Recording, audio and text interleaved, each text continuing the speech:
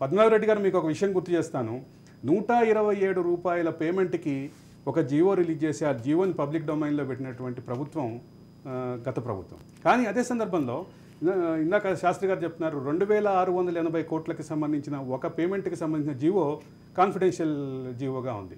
అది కూడా ఇరిగేషన్కి సంబంధించినటువంటి జీవో. ఇటువంటి వాటిని ఎట్లా చూస్తారు? ఇట్లాంటి వైరుధ్యాలను ఎట్లా చూస్తారు మీరు? అంటే ఇప్పుడు మన డెమోక్రసీ లోపల ప్రజాస్వామ్యంలో పారదర్శకత, జవాబుదారితనం ఈ రెండు చట్టాల మీద ప్రభుత్వం నడుస్తుంది. అంటే ప్రభుత్వం చేసే పని ప్రజలకు తెలవాలి. అందుకే దాన్ని జీవో అంటే గవర్నమెంట్ ఆర్డర్ అన్నారు. Government order is for people to know. అసలు ఏం జరుగుతుందని చెప్పాలి వాళ్ళు.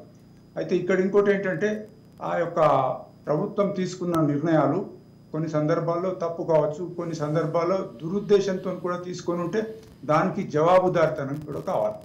అయితే దీనికి మనం సమాచార హక్కు చట్టాన్ని తీసుకుందాం. ఎందుకంటే సమాచార హక్కు చట్టము మనకు సమాచారాన్ని ఇవ్వడానికని చేసింది.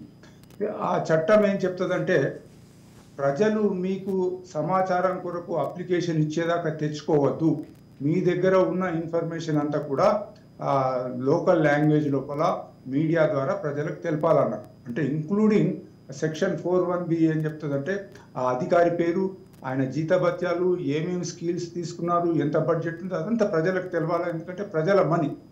కానీ ఇక్కడ జరుగుతున్నది ఏంటంటే చాలా ఆఫీసుల లోపల ఇన్ఫర్మేషన్ ఏం దొరకదు.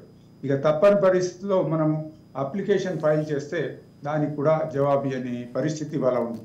ఇంకోటి ఇక్కడ ప్రజలకు ముఖ్యంగా తెలవాల్సినటువంటి ఏంటి అంటే ప్రభుత్వ నిర్ణయాల లోపల ఫైనాన్షియల్గా ఒక ప్రాజెక్ట్ ఉంది, దానికి ఇంత ఖర్చు అవుతుంది, ఇంతవరకు ఇంత అయింది, ఇవన్నీ ప్రజలకు తెలవాలి. దాన్ని డిపిఆర్ అంటారు. Informed citizenry is the strength of democracy అన్నారు. అన్ని విషయాలు ప్రజలకు తెలిసినట్టయితే ప్రజాస్వామ్యం బాగా నడుస్తుంది. ప్రజాస్వామ్యం బాగా నడవదని అనుకుంటే అన్ని కప్పిపెట్టాలా, ఒక రాచరిక పాలన చేసినట్టయితే అది ప్రజాస్వామ్యం అనిపించుకోదు. మొదట్లో 2014లో తెలంగాణ ఫామ్ అయినప్పుడు ఒక 1-2 ఇయర్స్ చక్కగానే పెట్టినారు, అన్ని జీవోస్ పెట్టినారు. తర్వాత ఒక అధికారి మీద ఏదో కొన్ని మ్యాగజైన్స్ లోపల ఒక లేడీ అధికారి మీద ఫొటోస్ కొద్దిగా బాగా రాలేదు. అయితే ఆమె ఫైల్ వేసి కోర్టులో కేసు పెట్టింది. దానికి ప్రభుత్వం ఒక 15 లక్షలు ఏదో శాంక్షన్ చేసింది.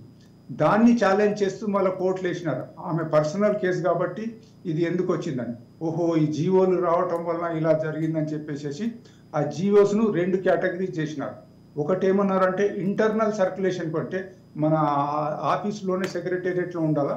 ఇంకోటి బయట వాళ్ళకంటే ఏంటి, పలానా ఆయనకు మెడికల్ లీవ్ శాంక్షన్ అయింది, పలానా ఆయనకి ఇంకేదో శాంక్షన్ అయింది, ఇవే పెట్టినారు. కానీ ఇంపార్టెంట్ జీవోస్ అని లోపల పెట్టుకున్నారు.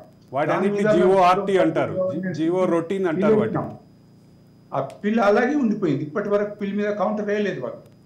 ఈ జీవోలన్నీ పెట్టాలని చెప్పి మేము ఫోరం ఫర్ గుడ్ గవర్నెన్స్ నుంచి పిల్ కూడా వేయడం జరిగింది. ఇక్కడ సమస్య ఏంటంటే ప్రజాధనం ఏ విధంగా ఉపయోగపడుతుంది, ఏ విధంగా స్పెండ్ చేస్తున్నారు అనేది తెలవాలి. గవర్నమెంట్ పాలసీస్ ఏ విధంగా ఉన్నాయనేది తెలవాలి. ఇవి రెండు తెలియనప్పుడు ప్రభుత్వం ఏదో అరాచకంగా పాలనగా తయారవుతుంది, కానీ ప్రజాస్వామ్యం అని అనిపించుకోదు.